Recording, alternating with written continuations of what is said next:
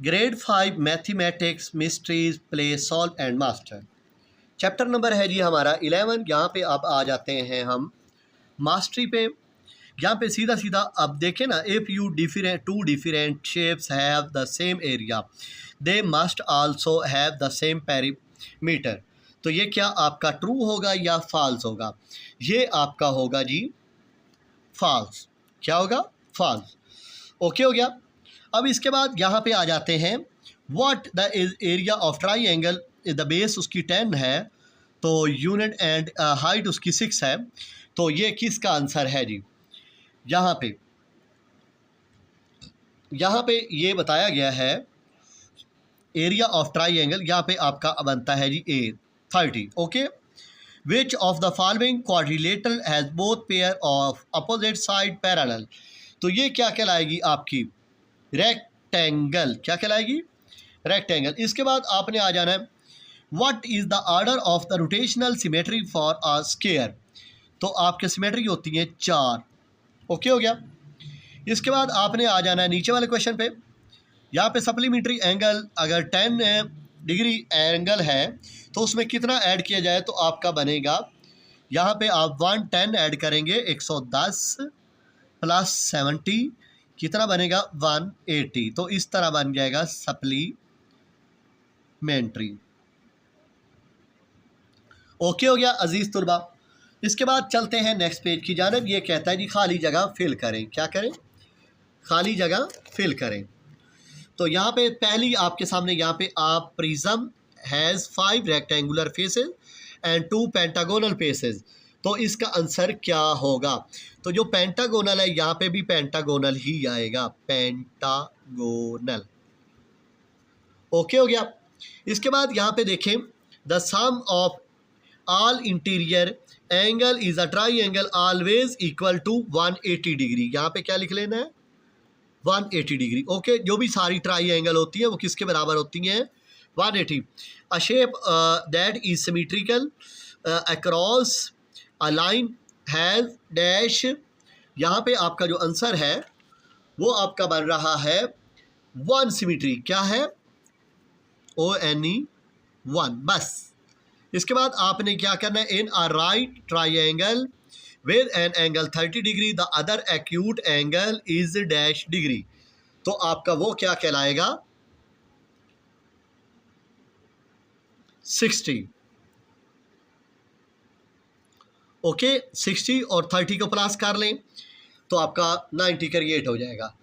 अच्छा जी, a triangle with all side have different length is called, जिसकी सारी जो साइड्स हैं पड़ी वो सारी डिफरेंट हो तो वो क्या कहलाती है? स्केलेन कहलाती है।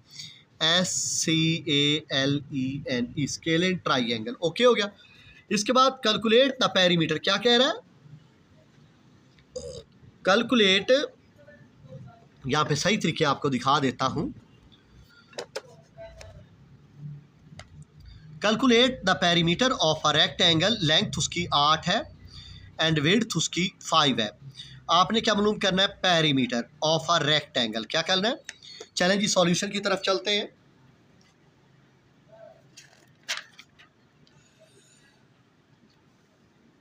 अब यहाँ पे हमारे पास क्या है जी? लेंथ। क्वेश्चन नंबर 1 है हमारा,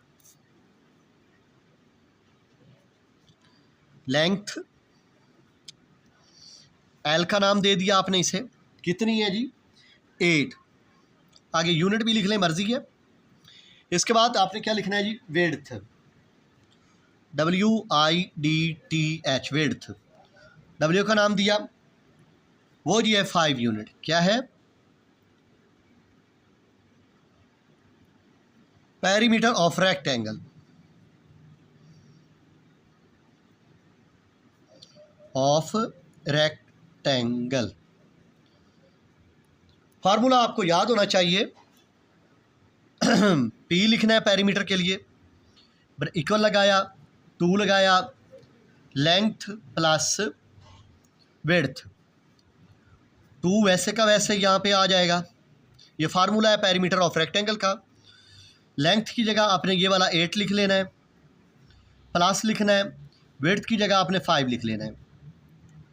2 वैसे का वैसे, 8 और 5 कितने होते हैं 13, 13 का टेबल 2 टाइम करना है 26 हो जाएगा। ओके, तो ये आपका 26 आंसर है। उम्मीद करता हूँ आपको सही समझ आया होगा। क्वेश्चन नंबर 2 पे आ जाएं। यहाँ पे कहता है कि draw the net of hexagonal pyramid. आपने पिरामिड बनानी है, उसकी हेक्सागोनल वर्ड निकला है 6 से। हेक्सागोनल किससे वर्ड निकला है 6 से। तो मैं आपको हेक्सागोनल बनाना सिखा रहा हूँ। हेक्सागोनल कौन सी हेक्सागोनल बनानी आपने सीखनी है। सबसे पहले आप क्रिएट करें, यहाँ पे एक लाइन लगा लें। ये देखें मैंने एक लाइन लगा दी, नोटिस कीजिएगा। कोई आप अपनी तरफ से बना रहे हैं, ये आपने ऐसे किया, फिर आपने अपनी तरफ से बना रहे हैं, परेशान नहीं होना, फिर भी बता रहा हूँ।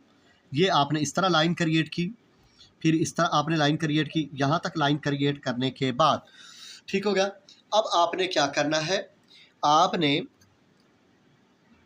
अब एक लाइन आपने यहाँ पे इस तरफ लेके जानी है और एक लाइन आपने इस तरफ लेके जानी है।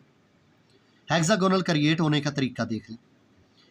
यहाँ पर लाइन लेने के बाद अब आपने बिल्कुल इसी तरह जिस तरह पहले ली है आपने, यहाँ पे थोड़ी सी इस तरफ लाइन लेके आए। ठीक हो गया। यहाँ पे ऐसे अपनी मर्ज़ी की यहाँ पे ले ली, फिर इधर से भी ऐसे ही ले लें। बिल्कुल ये आपने लाइन ले ली। अब आपने करना क्या है, आपने यहाँ पे इस तरह एक लाइन क्रिएट कर लेनी है जो एक दूसरे को टच कर ले, ऐसे। ठीक हो गया। यहाँ तक करने के बाद अब आप देखें, ये जो आपकी क्रिएशनल लाइन है, गौर से देखिएगा, ये आपके सामने ऐसे एक लाइन लगी, एक लाइन आपकी यहाँ पे ऐसे बनेगी। ठीक हो गया। फिर ये एक लाइन आपकी यहाँ से ऐसे ऐसे, फिर एक लाइन आपकी ऐसे लगेगी। ठीक है, तो यहाँ पे टच करेगी। ओके, तो ये आपकी हेक्सागोनल बन गई।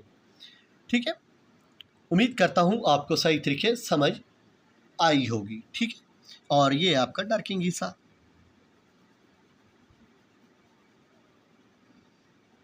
ठीक हो गया। उम्मीद करता हूँ आपको सही समझ आई। ये जी आपकी HEXA HEXAGONAL गोनल। क्वेश्चन नंबर है जी 2। ठीक हो गया। इसके बाद चलते हैं जी नेक्स्ट क्वेश्चन की जानिब। यहाँ पे देखना ये है कि क्वेश्चन नंबर है जी हमारा 3। Identify the type of an angle form by hands of clock 3। क्या बज रहे हैं 3 बज रहे हैं आपके, क्या बज रहे हैं।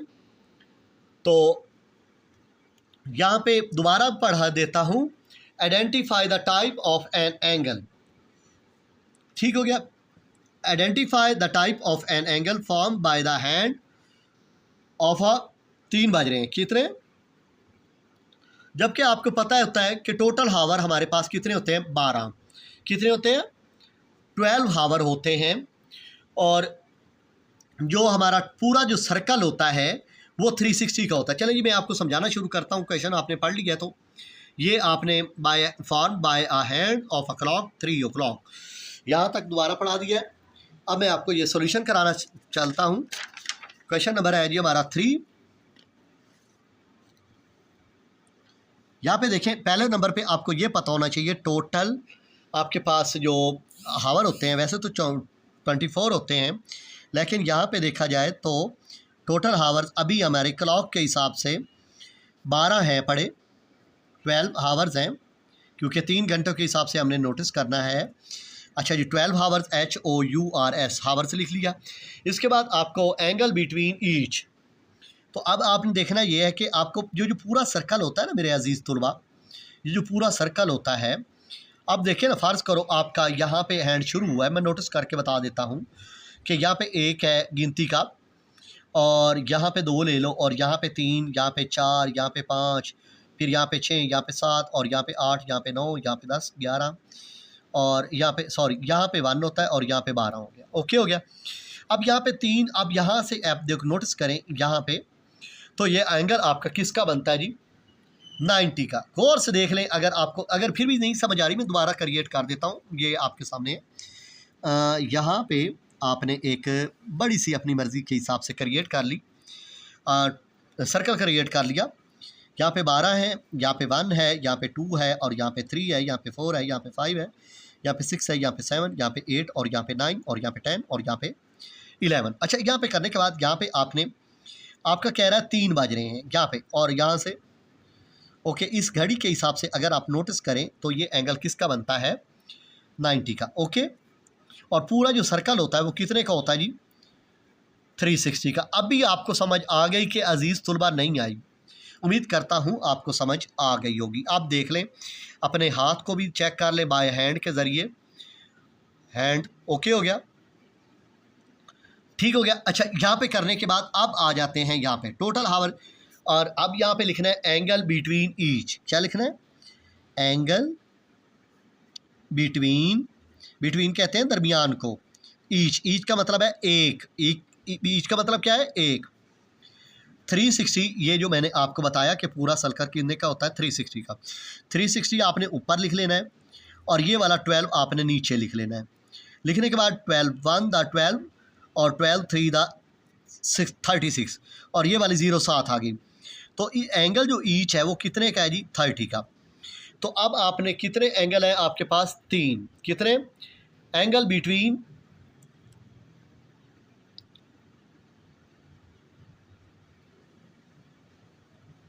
एंगल बिटवीन क्या लिखना है, 3 लिखने के बाद 3 लिखा, और इस 30 को इसके साथ क्या कर लेना है, मल्टीप्लाई।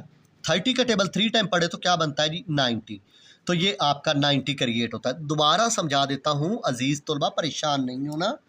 देखें, सबसे पहले उसने कहा है कि 3 बज रहे हैं, जबकि आपका पूरा जो सर्कल होता है वो 360 के बराबर होता है। आपके पास इस घड़ी के मुताबिक 12 घंटे हैं, 12 ऊपर लिख लिया, यानी कि ये वाला टोटल हावर। आगे लिखना है एंगल बिटवीन ईच, ईच का मतलब होता है एक। 360 आपने ऊपर लिख लिया, और ये वाला 12 आपने नीचे लिख लिया। 12 का टेबल 360 पे जाता है 30 टाइम, तो एक एंगल आपका 30 का होगा।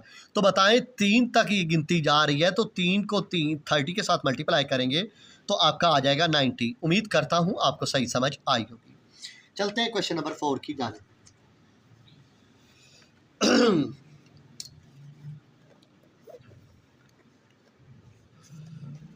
2 angle are complementary and 1 is 40 degree. What complementary है, क्या है बेटा, कंप्लीमेंट्री का मतलब होता है 90 दर्जे का, 90 डिग्री। क्या सप्लीमेंट्री जो होता है वो 180 का होता है, जो कंप्लीमेंट्री होता है वो 90 का। 2 एंगल है, फ़र्ज़ करो एक का नाम रख लिया इसने 40, और दूसरे का नाम आप अपनी तरफ से एक्स लिख लें। क्या लिख लें, x. What is measure of the other angle, दूसरा एंगल क्या होगा। चलें जी, मैं आपको समझाना शुरू करता हूँ, इंशाल्लाह ताला आपको समझ आ जाएगी।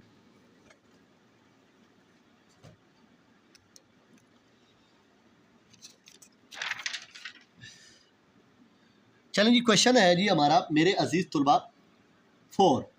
क्या है, क्वेश्चन नंबर 4 है।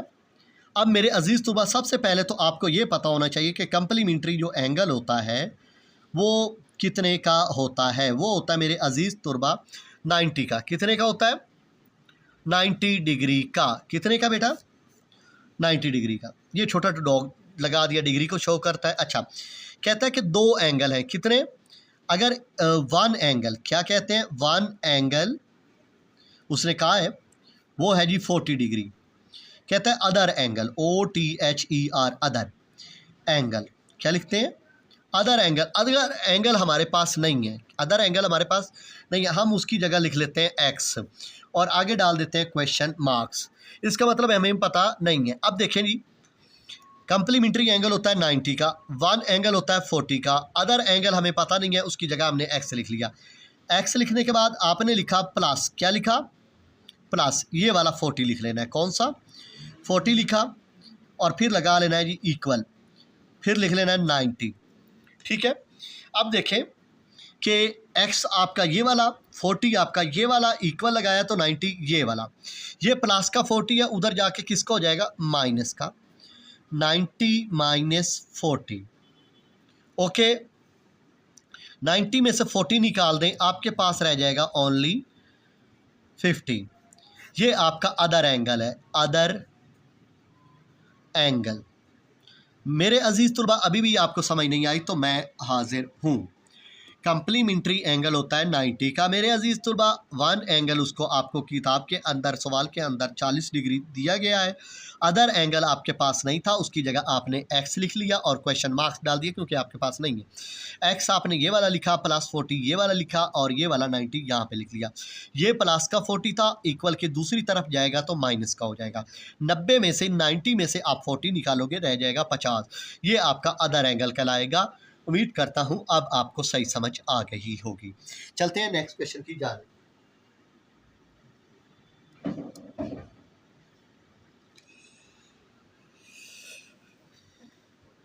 यहाँ पे हमारे पास क्वेश्चन नंबर है जी हमारे पास 5। Describe the properties of a rhombus. Rhombus की प्रॉपर्टीज का मतलब है उर्दू में खासियत, उनकी खासियतें बयान करें। ठीक है, तो रोम्बस की खासियत हम आपको बयान करते हैं। क्वेश्चन नंबर है जी हमारा 5। क्या है जी 5? यहाँ पे इक्वल क्या है, पहले आपने ये याद रखना है कि equal in the length opposite side are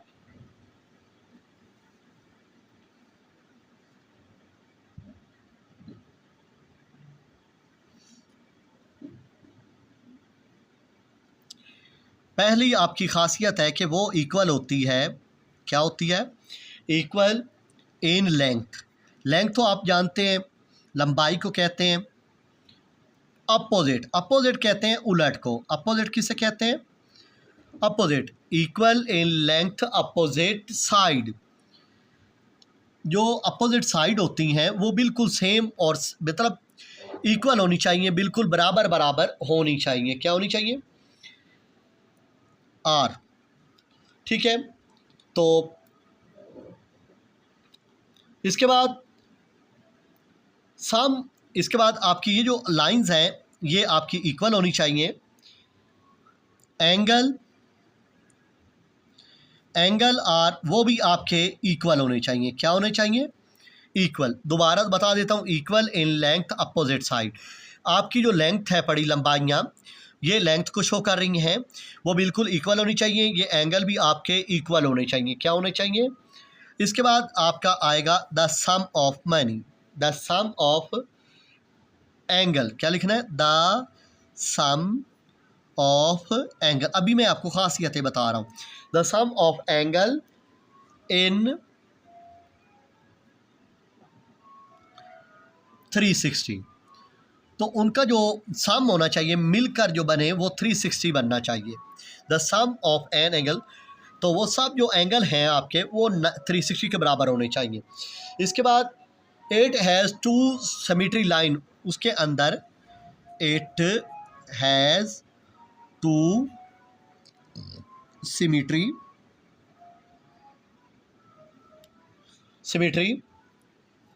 line, उसके अंदर 2 सिमेट्री लाइन भी होनी चाहिए। तो ये आपकी रोम्बस के बारे में बताया गया है। उम्मीद करता हूँ आपको सही समझ आई होगी। इसके बाद चलते हैं क्वेश्चन नंबर,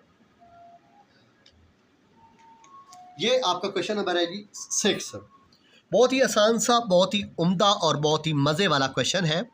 कहता है how many lines of symmetry, कितनी लाइन्स होती हैं सिमेट्री के अंदर डज अ रेगुलर ऑक्टागोन। सबसे मेन वर्ड है ऑक्टागोन, किस, जैसे कि पेंटागोन।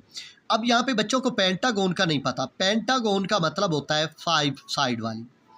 हेक्सागोन का मतलब होता है, हेक्सागोन वो होती है 6 साइड वाली। और इसके बाद आता है डेकागोन, DECA, डेका, GON, गोन। मेरे ख्याल में ये 7 की होती है। इसके बाद आती है ऑक्टागोन। क्या आती है? ऑक्टागोन। ऑक्टागोन की होती है 8 साइड।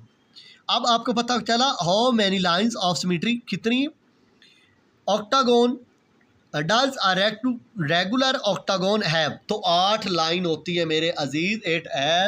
8 lines of symmetry. तो आपका ये जो आपका क्वेश्चन नंबर 6 है उसका जो आंसर बनता है यहाँ पे इंग्लिश में, यहाँ पे क्वेश्चन नंबर 6 लिख लेते हैं और यहाँ पे ANS लिख लेते हैं। इट हैज़ 8 सिमेट्री, टी नहीं डाल रहा, सिमेट्री लाइन्स। ओके, बस ये आंसर है आपके क्वेश्चन नंबर 6 का। अब ये कहता है कि what is the area of parallelogram. क्या कहता है? एरिया ऑफ पैरेललोग्राम, जबकि बेस आपकी 12 यूनिट है और हाइट आपकी 7 यूनिट है। बहुत ही आसान सा है। चलें जी, आपको करके दिखा देते हैं area of parallelogram, question number 7।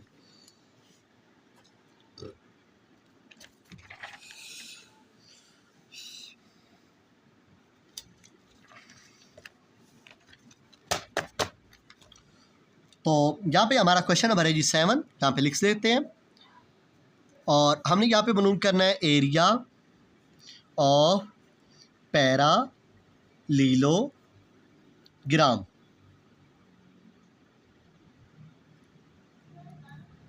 Question marks, जबकि हमारे पास BASE बेस हमारे पास दी गई है मेरे अजीज तुलबा 12।